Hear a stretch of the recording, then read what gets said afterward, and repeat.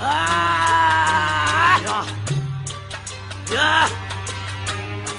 Efecan, rapinde isyan. 1993 çekildi onu. 93'ten bu yıla geldim ben. Aşkı siktir etmiş bir halde. Duygularımı yorgan döşekmeden. Gözlerime ettiğim nade perde. Kalbim dokunulmaz ilikledim. Geriye dönmez haber yolu geçtim. Müebbette yargıladım sana. Beraat ile güzelim yol verdim. Bırak be sikmişim aşkı sevgiyi. Ne getirdi yine götürecek söyle. Sakın sakın sen böyle düşünme. Sabahlıyorum çünkü gözlerinde. Gözlerimde gözlerim yok ki lan. Onları sana bıraktım da gittim. Her bir gecemde acı çek diye. Gözlerimi gözlerine demlettim. Neyse şimdi ben hayatıma döneyim. Sana tek bir sözüm iyi dinle derim. Zengin sürpesi değilim bunu bil. Kuru ekmeği suya bandırıp yerim. Kalbinde sabahlamak istemiyor. Bana göre mesken parme sokaklar. Komedi şarkısından değil lan. Sinirden dolayı patlıyor haplar. Kanın fazla olduğu maddeye destekçi olur ya birkaç akşam. Senin ondan unutma bir farkın yok. Şimdi düşünüyorsun acaba kimi sarsa. Onlar da onun gibi kafa var mı? Sana değil sağdırlarına sorsa. İyi biliyorum diyecekleri tek şey. Hadi birkaç dakikalık zevk paşam. Of. Sen şimdi ne sinirlenmişsin? Kusura bakma güzelim. Ben aşkı anlatamıyorum. Bu parça sadece sana özel değil. Parçanın adı ne biliyor musun?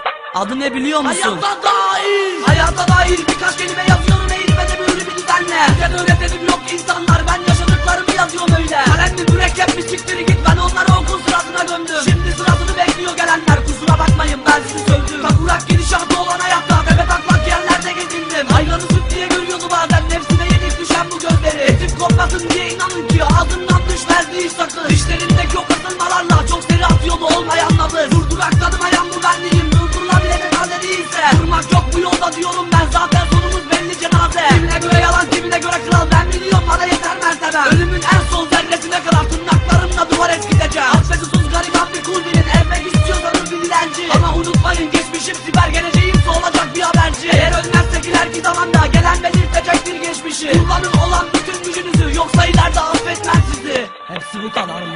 Hayır. Henüz bitmedi. Neyi anlatacağım biliyor musunuz? Diyarbakır'ı, taşı toprağı altın olan memleketi, Şehri Ahmet'i, dışlanan memleketi. Diyarbakır burası Mezopotamya, dışlıyor neden görmeyen herkes. Kimlikte Diyarbakır olunca diyorlar yapalım 2 dakika merkez. Biz de özgürce Türkiye'nin her bir yerinde dolaşmak istiyoruz lan. Gel de bu sözleri parçala söyle, gel de bu parçayı devlete dinle. Hangi gün yasaklara hak ettik söyleyin haydi da söyleyin bize. Kaçıncı kez uykudan uyandık karanlık ve netifeli gecelerde. Ey siz devletin adamı olanlar sizce bu sözler yeter mi ki size? Kendinizi yerimize koyup düşünün siz de yapardınız söyleyin be. Memleketin Mersin evet doğru ben gördüklerimi yazıyorum lan. Yalan değil hepsi büyük gerçek. Diyarbakır dışlanan memleket. Sokakta yaşayan tonla çocuk var topluma sen kazandır ve devlet. Onlar nezinle beni beklemiyor bekledikleri tek bir şey rahmet. Neyse bu dosyayı da böyle kapatak sonra başınıza artmayayım ben. Gebeteme işlemek istiyorsanız buyur gelin bana hiç fark etmez. Okulda yok aşkı siktir ettim düzeni bozuk hayatta olursa sonra. Adın da belli her yerde Efecan Diyarbakır'da diye hep dışlanan. Ya al kahpe kızı. Yine haykırdım. Yine bak yine aşkla bağırdım çağırdım. Bilmiyorum onu anlatmayı. Güzel bir dille anlatmayı bilmiyorum. Neyse seni geçiyorum. Hayat mı?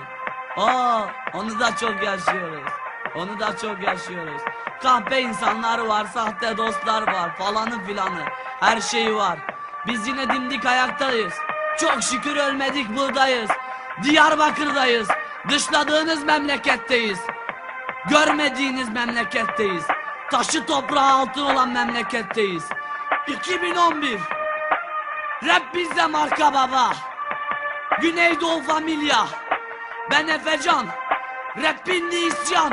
Namı diğer. Ya Çekim Records. Benden bu kadar. Şimdilik ama. Devamı yakında. Bu arada siz. Askere gitmiyorum. Yaşım 18. Kapat.